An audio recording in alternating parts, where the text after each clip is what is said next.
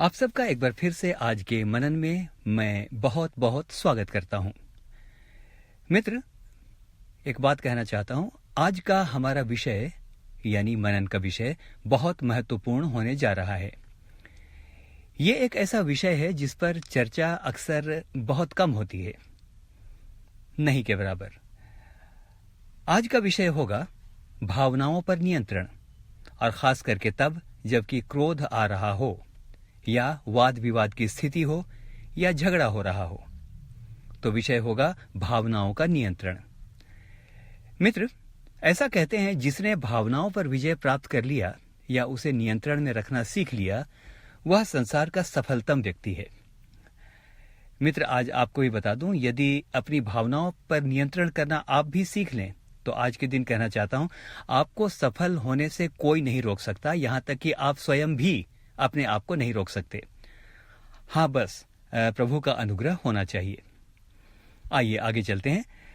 तो भावनाएं कहां उत्पन्न होती हैं? हम सब कोई जानते हैं कि भावनाएं मनुष्य के मन में उत्पन्न होती हैं। इसलिए भावनाओं पर वही नियंत्रण कर सकता है जो मन पर नियंत्रण कर सकता है, क्योंकि भावनाएं मन में ही उत्पन्न होती हैं। मित्र, वचन के अनुसार आज एक बात आपको बताऊं, सभी रोगों की दवा है, लेकिन वचन या धर्मशास्त्र बाइबल मन को असाध्य कहता है। और वहां लिखा है, मन में असाध्य रोग लगा है।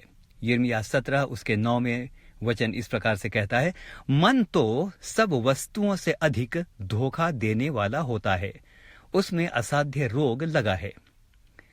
आइए मित्र, अब आज की चर्चा में चलते हैं।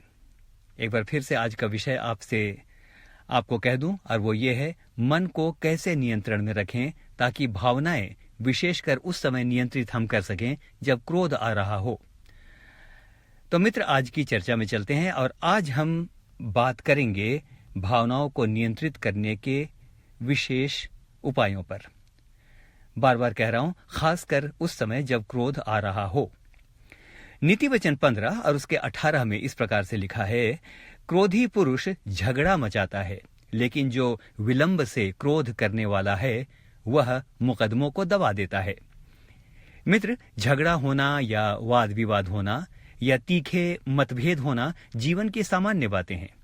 ऐसा होना स्वाभाविक भी है, लेकिन सबसे बड़ी बात यह है कि ऐसे समय में जब भावनाओं को माफ कीजिएगा, रिपीट करूंगा, लेकिन सबसे बड़ी बात यह है कि ऐसे समय में अपनी भावनाओं को किस प्रकार प्रकट करें। देखिए, जब क्रोध आएगा ना, तो भावनाएं तो प्रकट होंगी ही, लेकिन सबसे बड़ा सवाल यह है कि भावनाओं को प्रकट करने की तीव्रता या उसकी डेंसिटी कितनी हो। भावनाओं को क्रोध के समय प्रकट करने के वैसे दसियों तरीके हो सकते हैं, जिनमें चीखना, चिल्लाना, अपशब्द कहना, हाथ पांव पटकना, सामान उठाकर फेंक देना, क्रोध से कांपने लगना, हाथ पांव उठा देना इत्यादि। शाप देना भी इसमें शामिल है। लेकिन मित्र, एक बात है, जिन बातों की चर्चा मैंने अभी की, क्या हाथ पांव चलाने से या कोई सामान फेंक देने से या इस समय कहूंगा शाप देने से क्या समस्याएं हल हो सकती हैं? क्या इन बातों से समस्या हल हो जाएगी? जवाब है, कदापि नहीं, बल्कि इससे समस्या और अधिक बढ़ सकती है। जीवन भर के लिए बातें बिगड़ सकती हैं। इसलिए बहुत जरूरी है कि हम अपने मन या आत्मा को वश में करने की कला सीखें। तो आइए उस कला को सीखते हैं। नीति वचन 25 उसके 28 में इस प्रकार से लिखा है, जिसकी आत्मा वश में नहीं वह एक ऐसे नगर के समान है जिसकी शहरपनाह तोड़ दी गई हो। यानी जिसका मन वश में नहीं। मन और आत्मा ऑलमोस्ट एक बातें हैं। तो जरा उस नगर के बारे में सोचिए जिसकी दीवारें तोड़ दी गई हों। क्या हाल होगा उस नगर का? कोई भी कहीं से भी घुस सकता है, कुछ भी कर सकता है।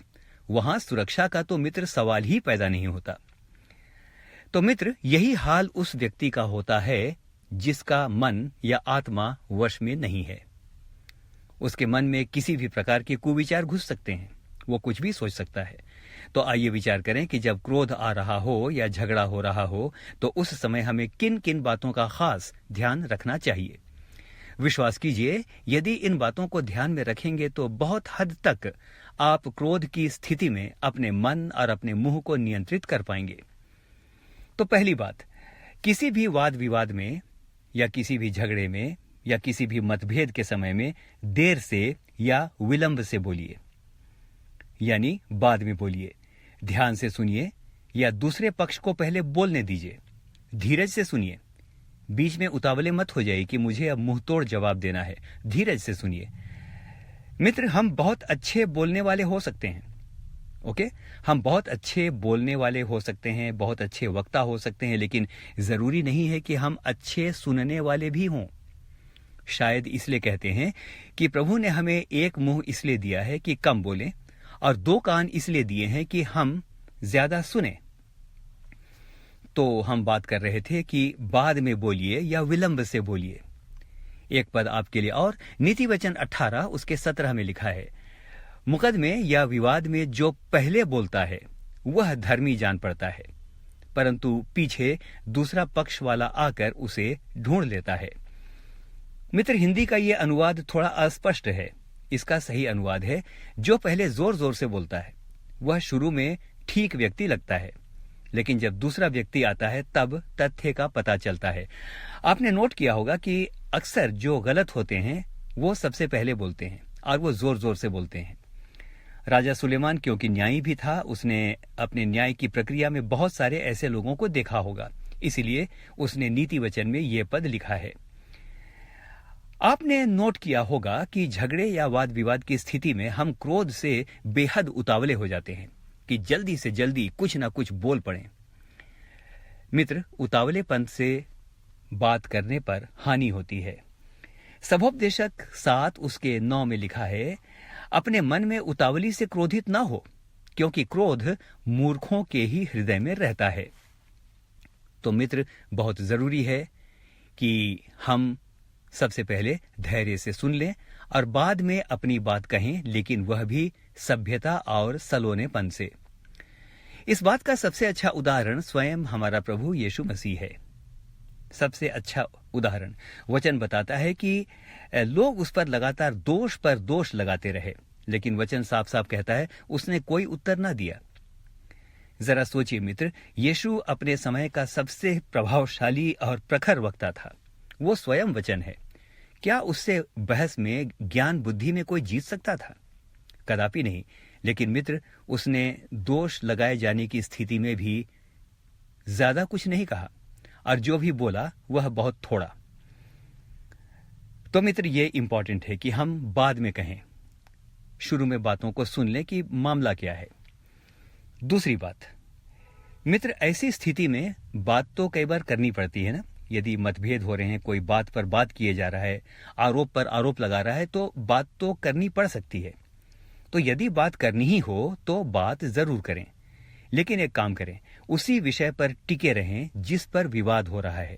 उसी विषय पर बात करें जिस पर विवाद हो रहा है। कुछ और बातें यहां वहां से ना बोलें, जैसे किसी के पास्ट के बारे में, परिवार के बारे में, शारीरिक अपंगता या कमजोरियों या रंग या अंगों की अक्षमता के बारे में, माता पिता या सगे संबंधियों के बारे में बात ना करें। ध्यान दें, किसी के चरित्र पर बिल्कुल बात ना करें। याद रखिए मित्र, अधिकांश झगड़े इसलिए बिगड़ जाते हैं क्योंकि हम भूतकाल या अतीत की बातों को घसीट कर ले आते हैं, अतीत की बातों को कोट करते हैं जिनकी कोई जरूरत नहीं है। अरे, तुम्हारे बारे तो मुझे मालूम है। वो दिन भूल गए जब मैंने तुमको इस प्रकार देखा था? वो दिन भूल गए जब तुमने ये गलत काम किया था? I know your past. तुम मुझसे क्या बात करोगे? मित्र, इस तरह के बात करने की आवश्यकता नहीं है। कुलुसियों 4:6 में लिखा है, तुम्हारा वचन सदा अनुग्रह सहित सलोना हो कि तुम्हें हर मनुष्य को उचित रीति से उत्तर देना आ जाए। मित्र, स्वाभाविक है कि क्रोधावेश में मन नियंत्रण से बाहर हो जाता है और हम जवाब देने के लिए उतावले हो जाते हैं। हमको लगता है हम टूट पड़े। लेकिन मित्र, एक अंतिम वचन आज के मनन के लिए, आज के मनन में आपके लिए पढ़ता हूं।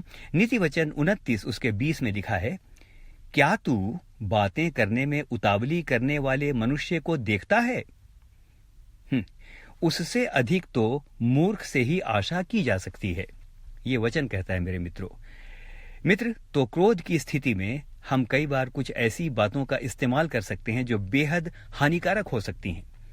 हम सोचते हैं कि बहस में जीतने के लिए या तो अपने क्रोध को प्रकट करने के लिए मेरे पास इस इंसान की बहुत सारी कमजोरियां हैं जो मैं जानता हूं, अब मैं इस कार्ड को प्ले करूंगा। No my dear friends, that is not required. हम में से हर व्यक्ति की कोई ना कोई कमजोरी अवश्य होगी, या कभी ना कभी गलती से कुछ ना कुछ हमसे भूल हुई होगी। हम सभी एक दूसरे की कमजोरियों को जानते हैं, लेकिन प्रयास कीजिए कि क्रोध की अवस्था में उन बातों को कभी ना कहें जो हम सामने वाले के बारे में जानते हैं और अब तक रहस्य के रूप में संभाल कर बैठे हैं।